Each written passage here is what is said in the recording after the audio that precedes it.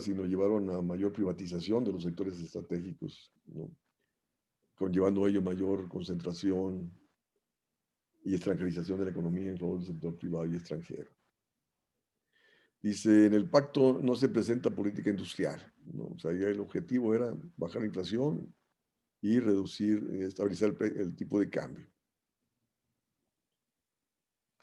Dice, una propuesta de crear polos industriales en las regiones más pobres del país que no tuvieron impacto alguno, no tuvieron éxito alguno, ¿no? Sí, pues si no hay crecimiento de demanda ni condiciones de ganancia para propiciar la inversión en tales sectores. Dice el Plan Nacional de Desarrollo, dice en el Plan Nacional de Desarrollo se habla de política industrial, siempre que no contemple el uso de subsidios, ni injerencia del Estado, ni distorsiones de las señales del mercado. La bronca es esa, ¿no? Que justo la política industrial requiere injerencia del Estado, requiere política de subsidios, ¿no? Cosa que no existe con la política de austeridad, ¿no? Dice, se orienta solo a corregir las fallas del mercado, políticas de simplificación, regulatorias y de promoción de la competencia. Si la política industrial, repito, requiere créditos baratos, requiere política de subsidios, requiere incremento del gasto público, requiere política proteccionista, cosa que no existe, ¿no?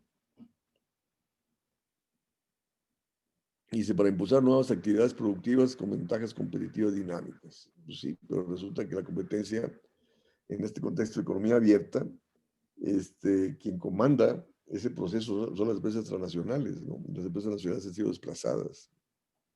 Solamente unas cuantas empresas nacionales participan en el comercio internacional. Dice, se abatió la inflación y el déficit fiscal. Dice, la inflación es de 3-4% y el déficit fiscal, o sea, incluyendo el pago de servicio de la deuda, en alrededor del 3%, ¿no? Y el ajuste fiscal ha venido descansando la disminución de la inversión pública. Decíamos cómo la inversión pública era el 13.2% en el 81 y actualmente estamos en menos de 2.5% del PIB, ¿no? Y la carga tributaria, niveles de 12%, la más baja de América Latina. El gobierno gasta poco, pues recauda poco, ¿no? Y luego aparte está la ilusión y evasión tributaria. La administración coincide con la baja productividad como causa del lento crecimiento. Sí, pero resulta que esa baja productividad es resultado de la baja inversión, ¿no? Resultado de las políticas de austeridad, de las altas tasas de interés existentes. Dice, ello tiene que ver con la estructura de nuestro aparato industrial y comercio exterior, pues el aumento de exportaciones se acompañó con alza de importaciones, ¿sí? Y luego aparte las exportaciones son resultado de las empresas transnacionales, que tienen alto componente importado, ¿no? Evidenciando que la economía nacional tiene niveles de productividad para incrementar el valor agregado nacional de lo que se exporta o de lo que se produce, ¿no? Dice, la apertura y apreciación cambiaria aumenta las importaciones, ¿sí? En contexto, desaparecen los aranceles y luego abaratas el dólar para bajar la inflación a favor del sector financiero. Por lógico, caes en el peor de los mundos posibles, disminuye tu competitividad, aumenta el déficit de comercio exterior, disminuye el efecto multiplicador interno, aumenta los coeficientes de importación y tienen menos desarrollo industrial, ¿no? Hay un letargo en la inversión por reforma, ¿no? Disminuyó la participación de la inversión en torno al Producto bruto, ya lo dijimos, ¿no? Dice ello frena la modernización e incrementa la capacidad productiva.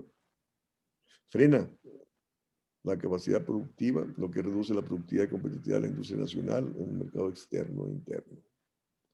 Hay una ruptura en cadenas productivas, pues sí, al aumentar el coeficiente importado, se atenta sobre las cadenas productivas nacionales. Dice, la reducción de la inversión pública en 8 puntos del PIB no fue contrarrestada por la alza de la inversión privada. Sí, mientras la inversión en China es 40% del PIB y más, ¿no? Aquí la inversión total es alrededor de 21% del PIB, ¿no? Entonces eso te merma capacidad de desarrollo productivo, capacidad de desarrollo económico.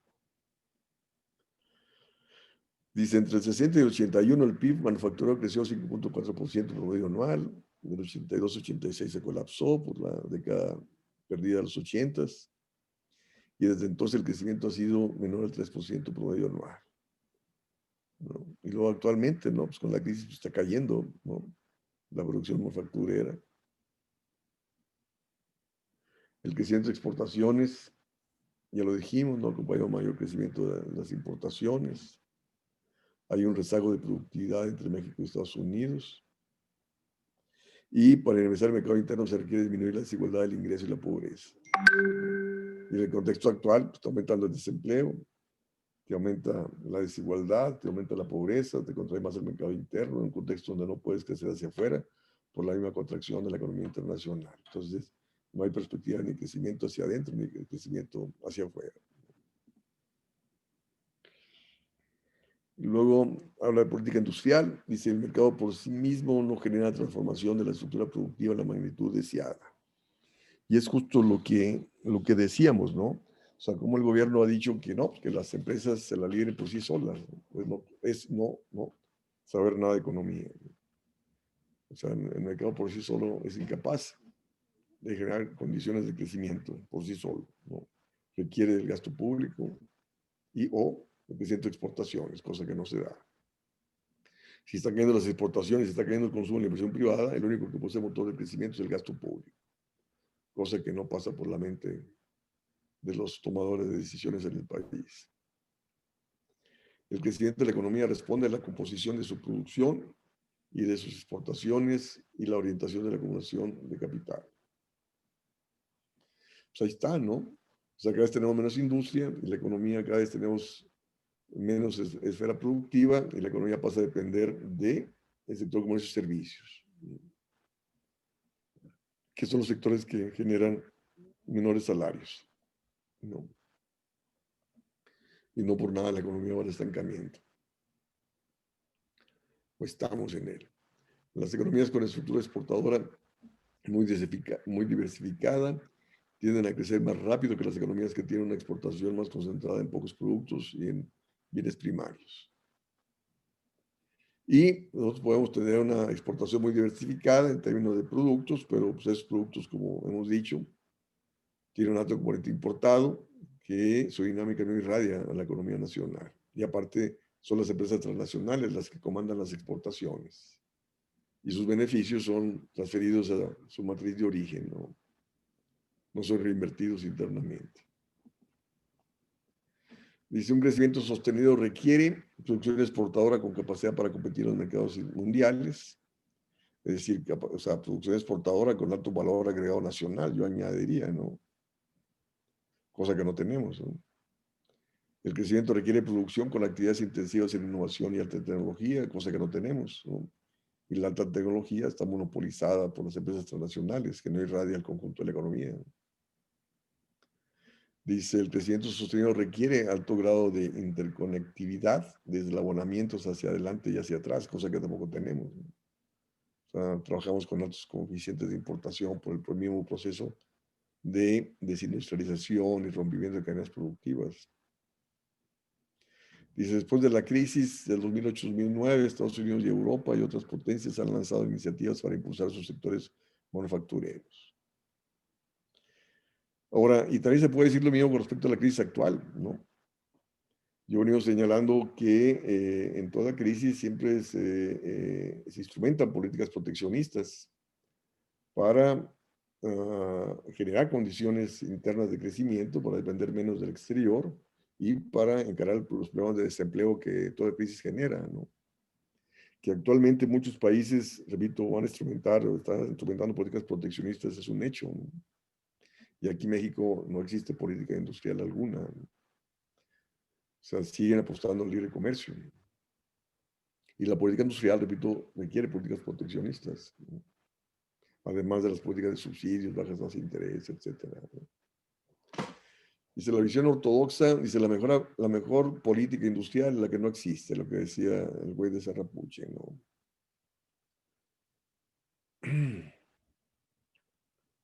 Sí, o sea, señala que la política industrial es fuente de distorsiones, e ineficiencias, ¿no? Y que hay que dejarla al mercado, ¿no?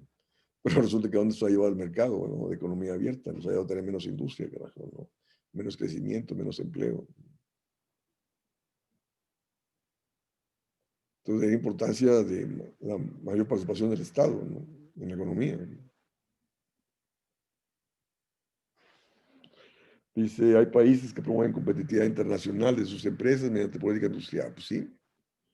O sea, en Corea del Sur hubo política proteccionista, política industrial, política de subsidios condicionada a incrementar la productividad, incrementar exportaciones, ¿no? En China igual, o sea, política. China y Corea se abrieron una vez que sus productos estaban en comercio internacional, una vez que tenían niveles de productividad y competitividad para salir airosos en ese contexto. O sea, y cómo la política industrial se justifica en industrias nacientes, en tanto se incrementa la productividad, aprender en la marcha, ¿no? En el caso de Japón, ahí Chang, el economista de Cambridge, en los libros, señala cómo la Toyota fue subsidiada por 15 años por el gobierno japonés, hasta que logró niveles de productividad y competitividad y pasó a ser la industria automotriz número uno a nivel mundial, ¿no? Pero como industria naciente fue apoyada, repito, por 15 años por el gobierno. Dice, los incentivos de las políticas industriales deben ser temporales y evaluados a partir de criterios de desempeño, ¿no? Sí, o sea, no puedes estar apoyando permanentemente una empresa, o sea, tiene que ser, la apoyas hasta que alcance los niveles de productividad y competitividad, ¿no? No la vas a subsidiar permanentemente, ¿no? La política industrial poco puede hacer frente a compromisos internacionales impuestos por el TLC y la OMC. Esa es la bronca, ¿no? Que el contexto de economía abierta, las reglas que te establecen los tratados de libre comercio y la OMC, te impide tener política industrial. O sea, no puedes tener política de subsidios, ¿no?, porque estarías cayendo en prácticas desleales, ¿no? Entonces, de ahí que mi planteamiento siempre ha sido en contra de los tratados de libre comercio, ¿no?, porque te impiden tener manejo soberano de tu política económica.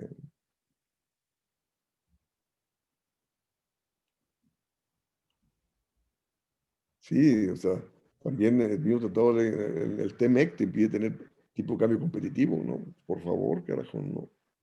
Es una violación al manejo soberano de tu política económica.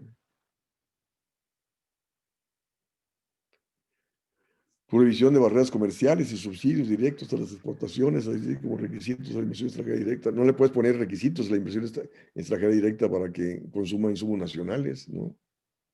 Estamos fritos dentro del Tratado de Libre Comercio, ¿no? O sea, China impuso que las empresas internacionales que llegan a su país transfirieran tecnología a las empresas nacionales, ¿no? Para así impulsar su desarrollo. Y resulta que los tratados te impiden hacer eso, ¿no?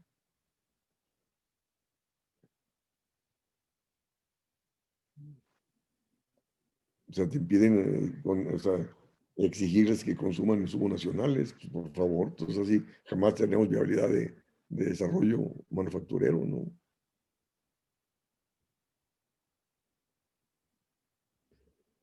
Y se pueden dar incentivos financieros y fiscales para impulsar actividades específicas, siempre y cuando esos incentivos fiscales y financieros sean parejos para todos, ¿no? O sea, ahí no puedes discriminar entre empresas nacionales y transnacionales, ¿no?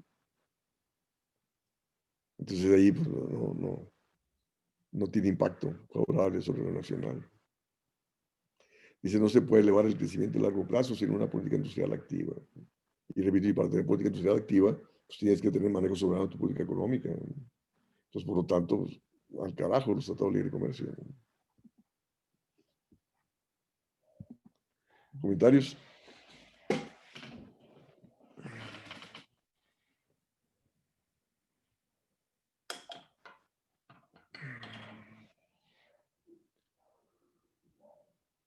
¿Escucharon o no escucharon, jóvenes? Sí, profe. Sí. ¿Leyeron o no leyeron? Sí. Profesor, yo tengo una pregunta. En el artículo dice que el Pacto por México hizo una regulación al sistema financiero. No sé si usted sabe qué alcance tuvo esa regulación o hacia qué se dirigió. La política del pacto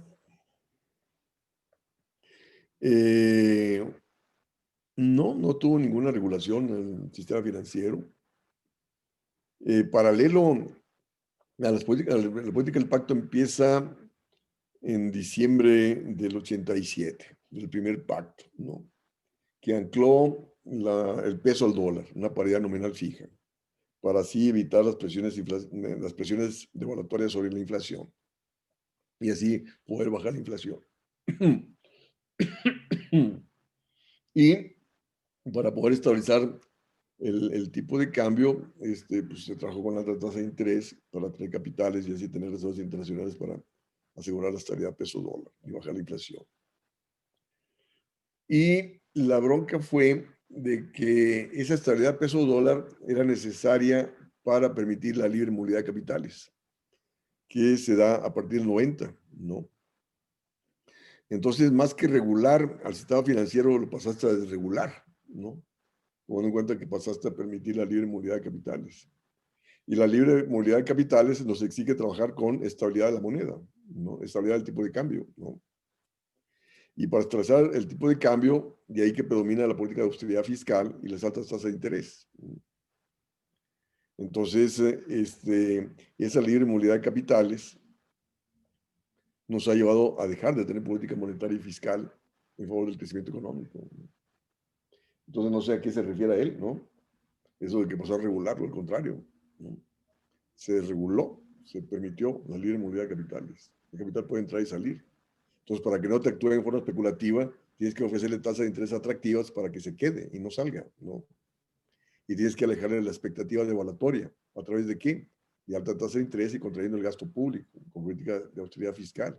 Y de ahí lo que dijo este güey del gobernador del Banco de México, ¿no? Dice, la brecha del producto mantendrá un nivel amplio de holgura por 1 o 2 años más, ¿no? O sea, un nivel amplio de holgura, ¿para qué? Para seguir bajando la inflación. Y luego dice, esto significa que mantendremos demanda deprimida con recursos que no se usan y capacidad productiva ociosa por un par de años. Ahí está, ¿no? Entonces, te contraen la actividad económica, te contraen demanda para así asegurar que va a seguir la baja inflación hasta el tipo de cambio. ¿A costa de qué? De estar quebrando empresas, de estar frenando la actividad económica, está aumentando el desempleo para que sigan los bajos salarios. Por favor, no. Supongo que se refería a que con las reformas en el 2014 se empezó a grabar las ganancias bursátiles, ¿no? Pero él está hablando de las políticas del pacto, ¿no? Y el pacto ya no existía en el 2014, ¿no? ¿No se llamaba así también Pacto por México? Ah, bueno, ok. Yo pensé que estaba hablando del pacto de... Ah, bueno, entonces, si es yo pensé que estaba hablando del pacto de la estabilidad. Si es con respecto al pacto de México, entonces sí, o sea, yo participé a propósito en esos parlamentos abiertos ahí en la Cámara de Diputados cuando dicha reforma. Y en absoluto, ¿no? En absoluto, ¿no? Ahí se equivoca Juan Carlos Moreno Brito, ¿no? De que fue regulado el sistema financiero, no. Yo tengo artículos escritos en contra de dicha reforma financiera. De nuevo, existe la salvaguarda que si vuelve en crisis, el gobierno va a tener que entrar a su rescate, ¿no? Así como aconteció en la crisis del 95, con la cartera vencida, ¿no? No. Ahí en esa reforma el Banco de Desarrollo pasa a actuar igual que la banca comercial. Vean ustedes la tasa de interés a la cual otorga créditos Nafin, ¿no? Nacional Financiera. Otorga créditos al 13.5%. O sea, ¿de qué banca de desarrollo estás hablando, carajo, no? Si la contracción, si la actividad económica está contrayéndose en, en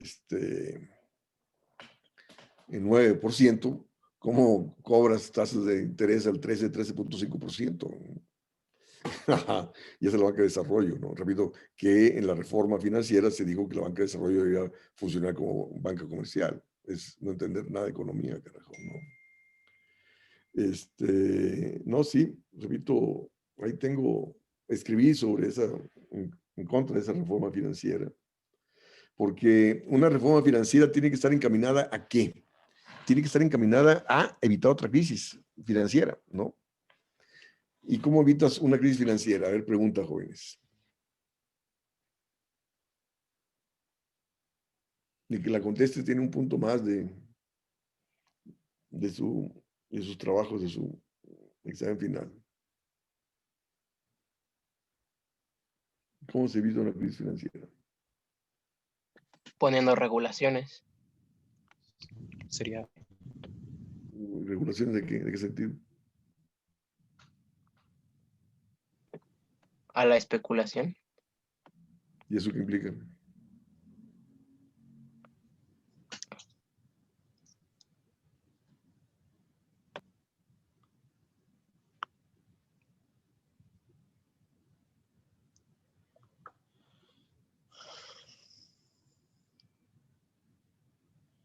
¿Cómo regulas? Limitar el riesgo y anclar la productividad.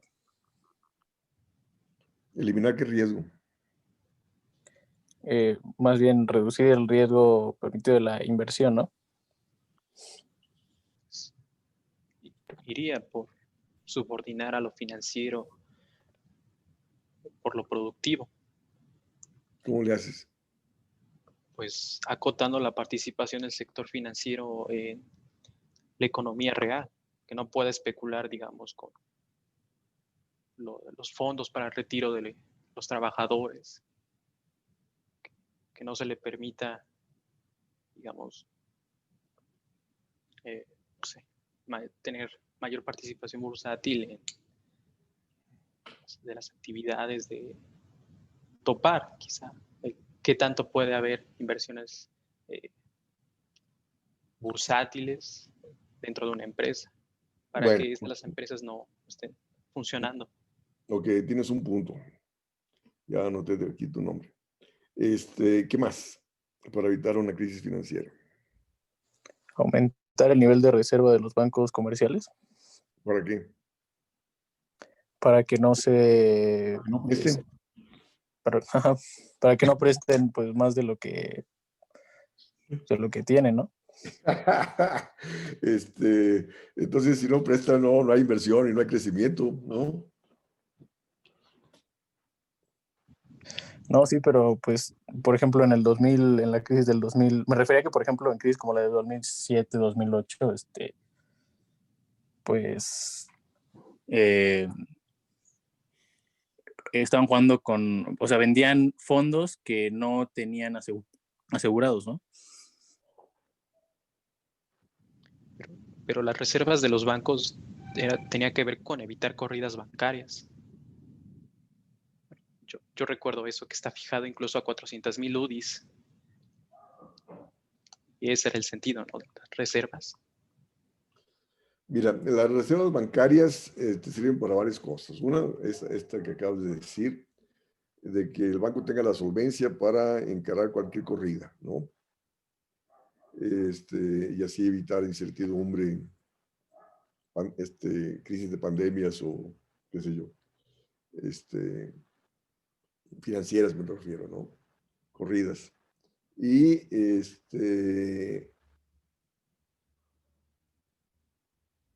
también, o sea, si hay demanda por créditos, la banca tiene sus reservas bancarias para satisfacer esa demanda por créditos, sin tener que recurrir al Banco Central para reservas y satisfacer dicha demanda por créditos.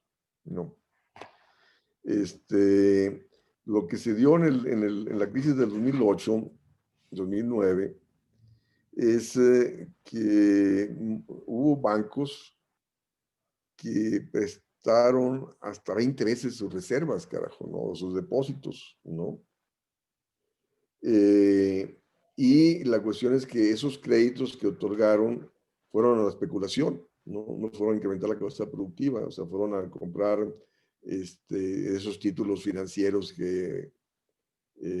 basura, que ofrecían altas rentabilidades sin tener sustento alguno, y entonces se habían endeudado las familias o empresas y comprando títulos que cuando cayó su valor, pues no, ya no pudieron pagar su crédito, y entonces ahí entró en crisis la banca, ¿no? Porque no recuperó los créditos y luego también muchos de esos créditos iban a la especulación, al mercado de capitales, cae el precio de las acciones, pues ya no pueden pagar esos créditos que habían contraído y viene la crisis bancaria. Ahora, pero un elemento básico para evitar, mejor dicho, una crisis financiera, bancaria, financiera, es que la tasa de interés, el costo de la deuda, esté por debajo del crecimiento del ingreso nacional. Es decir, que los deudores pasen a tener condiciones de pago de la deuda, ¿no? Que su ingreso crezca más que el costo de su deuda para poderla pagar y evitar cartera vencida y evitar la inestabilidad bancaria, ¿no? Entonces fue lo que yo dije en esa comparecencia en la Cámara de Diputados, cuando se discutió la reforma financiera, que esa reforma para nada contemplaba evitar otra crisis financiera. Y para evitar una crisis financiera, la política económica tenía que encaminarse a generar condiciones de crecimiento del ingreso nacional que crezca por arriba de la tasa de interés y que la tasa de interés no puede estar por arriba del crecimiento del ingreso nacional, ¿no? La tasa de interés de referencia, vaya.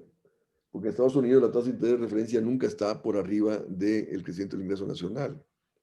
Sí, la banca te presta por arriba de la tasa de interés de referencia, a la cual le presta el Banco Central, ¿no? Pero sí, la tasa de interés de referencia es un elemento, digamos, regulador para evitar que la banca te preste a altas tasas de interés que rebasen el crecimiento del ingreso nacional, que te termine generando problemas de insolvencia, que lleve a la inestabilidad bancaria, ¿no? Y lógico, les valió por un carajo, ¿no? Es que el nivel de los diputados es bajísimo, carajo, bajísimo, ¿no? Ahí los que entendieron eran la gente de la Comisión Nacional Bancaria y Valores que estaban también participando también en dicho proceso. Pero la bronca es, jóvenes, que los diputados y senadores no tienen nivel, ¿no? Para entender asuntos de economía, y de ahí los que tracen la política económica y las iniciativas son la gente de Hacienda y del Banco de México, ¿no? Que les dice a los diputados, esta es la iniciativa que tienen que aprobar, y sin variar ninguna coma, carajo, ¿no? Sí, pues repito, porque yo he estado de asesor en algunos casos últimamente ahí en la Cámara, y con quien he debatido ha sido con la gente del Banco de México, con la gente de la Comisión Nacional Bancaria de Valores, con la gente de las Afores, ¿no? Porque los diputados de ningún color no tienen idea alguna, ¿no?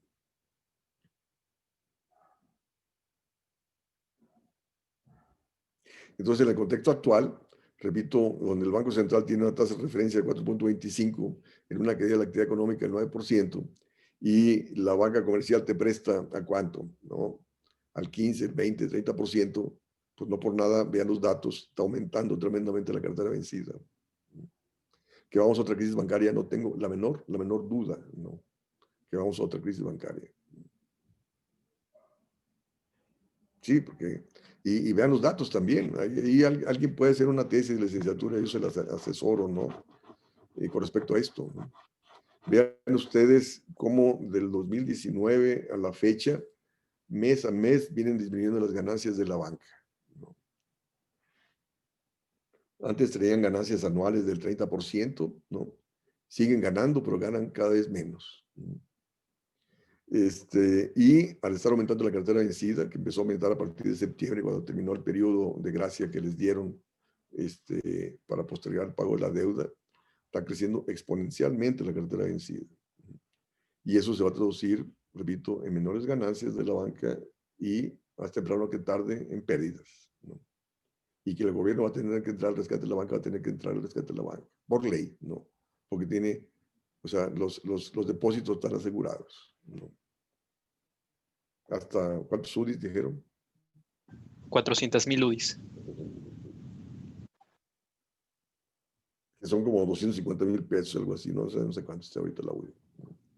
Pues creo que se multiplica por 4, por 5 pesos cada UDI. Cuesta 6.61 la UDI. ¿Sí? Entonces, ¿hasta cuánto te resguarda? Entonces, como 2.4 millones de pesos. Millones de pesos, ya. Sí, porque cuando se estableció allá, cuando la crisis, el seguro era hasta 250,000 pesos el depósito, ¿no? Entonces, ok, entonces te resguardas a 2.4 millones. Ok.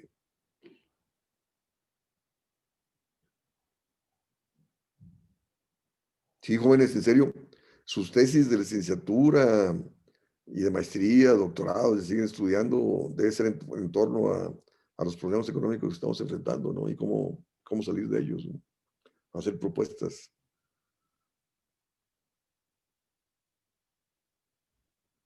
Sí, son los retos que un economista y más de una universidad pública debe encarar, ¿no? No sé si ya les escribió Jesús Pues, o les va a escribir el día de hoy. Aún no Porque nos escribe, profe. ya, entonces les va a escribir el día de hoy, porque ayer le mandé un WhatsApp diciéndole que terminaba las clases esta semana. Entonces me dijo que se iba a poner en contacto con ustedes para la cuestión del trabajo, ¿no?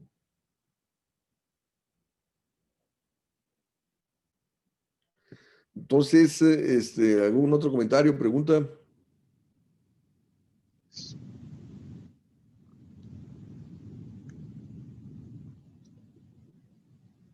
Entonces terminamos el próximo jueves con el último artículo mío, ¿no? Sí, profe, ya es el último. Ok, pues cuídense. Igualmente, profe, cuide mucho. Gracias, profe, igualmente. Muchas luego, gracias, profe. profe. Cuídese. Está la situación muy crítica. Sí. Ok, nos vemos.